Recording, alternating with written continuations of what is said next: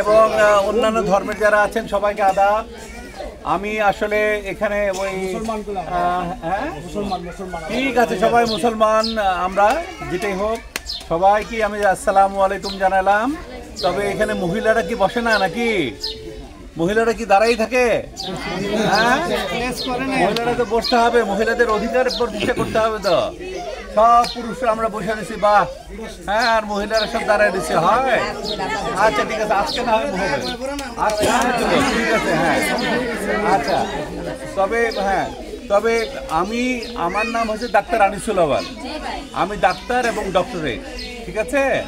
আমি আমার বাড়ি এখানে এনায়েতনগর, পূর্ব ফতেপুর, এনায়েতনগর সরকার বাড়ি। তা আমি ইনফ্যাক্ট এবার জাতীয় নির্বাচনে বিএনপির পক্ষ থেকে মনোনয়ন প্রত্যাশী। যদি বিএনপির উপর মহলে যারা আছেন ওনারা যদি মনে করেন যে আমি একজন যোগ্য ব্যক্তি, আমাকে নমিনেশন দেওয়া যেতে পারে, নমিনেশন দিলে আমি হয়তো এখানকার মানুষের জন্য কিছু করতে পারবো, তাহলে ওনারা আমাকে হাতে দেবেন। আর যদি এখানে অন্য কোনো কিছু হয়, সেখানে আমার বা আপনাদের কারো কিন্তু করার কিছু থাকবে না। কারণ একটা রাজনীতির মধ্যে অনেক কিছু খেলা হয়। আমরা সবসময় স্বচ্ছতা পছন্দ করি। আমরা আশা করব যে কোনো রকমের অন্যায় বা অবৈধ কোনো 2 নম্বরই কাজ হবে না।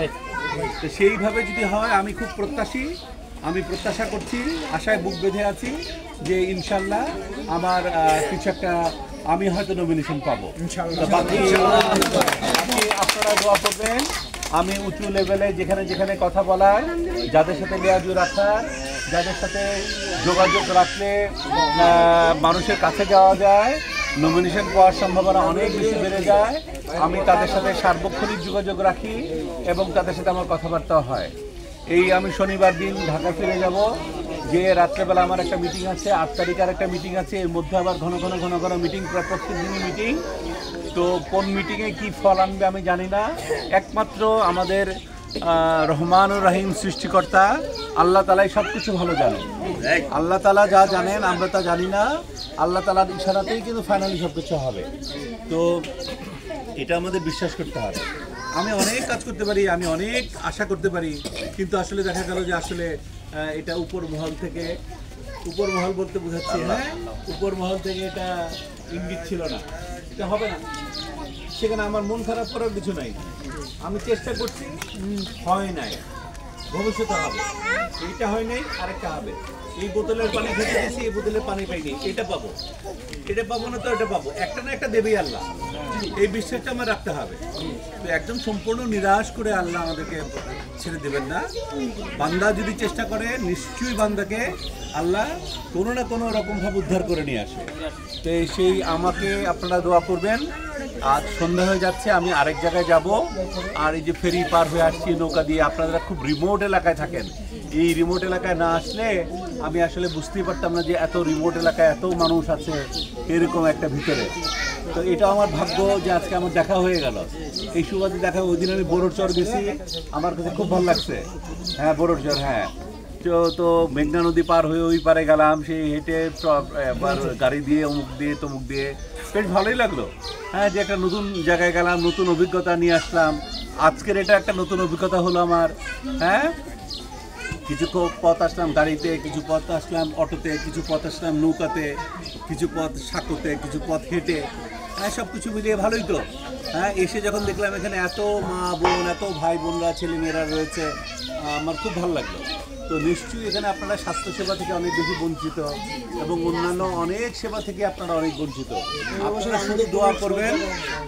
শুধু দোয়া করবেন, আল্লাহ যদি আমার ভাগ্যে রাখে, আমি যদি নমিনেশন পাই, আমি যদি নির্বাচিত হই, আমি আপনাদের সবাইকে নিয়ে ছোট ছোট গ্রুপ দল গঠন করব, করে কোন এলাকার কি সমস্যাগুলো আমরা সমাধান করতে পারবো, সেই সমস্যার সমাধানের লক্ষ্যে আমরা কাজ করে যাব।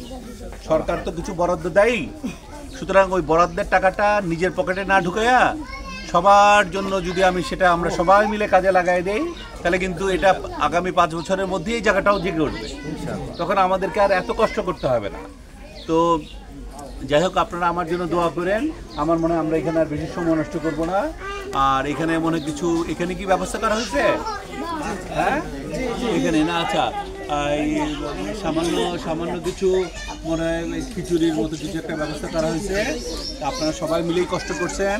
আপনারা যদি এটা মনের থেকে গ্রহণ করেন, আমি মনে করব যে আমাকে আপনারা মনের থেকে গ্রহণ করছেন, আমার ভালো লাগবে। আর আমার জন্য দোয়া করবেন। আমি শুধু দোয়া প্রার্থী, আপনাদের কাছে দোয়া প্রার্থী, আর কিছু না। এই বয়সে এসে আমার টাকা পয়সার কোনো লোভ নাই, কোনো কালে ছিলও না, আল্লাহ যেন ভবিষ্যতে না দেয়, কোনো প্রয়োজন নাই। যা আছি অনেক ভালো আছি, আল্লাহ রহমানুর রহিম যা দিছে এনাফ দিছে। হাঁটতে পারি, চলতে পারি, কথা বলতে পারি, কানে শুনি, চোখে দেখি, আর কি চাই? আর কি চাই? আমাদের মধ্যে এখানে অনেকে বসা আছে, হ্যাঁ, যারা ঠিক মতো হাঁটতেও পারে না, যারা ঠিক মতো চোখে দেখে না, যারা ঠিক মতো কানে শোনে না, তারা কি বেঁচে নাই? তা সেই তুলনায় তো আমি এবং আমরা অনেকেই অনেক ভালো আছি। তো আপনারা আমার জন্য দোয়া করবেন। আজ এতটুকুই, আমার মনে হয় আলোচনা দীর্ঘায়িত করবো না। আপনারা সবাই ভালো থাকেন, আমার জন্য দোয়া করবেন। আমি বাংলাদেশ জাতীয়তাবাদী দল মানে বিএনপি থেকে একজন নমিনেশন প্রার্থী। আপনারা সবাই দোয়া করলে, আল্লাহ যদি চান এবং উপর মহলে যারা আছেন তারা যদি চান, আমি ইনশাল্লাহ নমিনেশন পাবো। তো বাংলাদেশ জিন্দাবাদ, বিএনপি জিন্দাবাদ।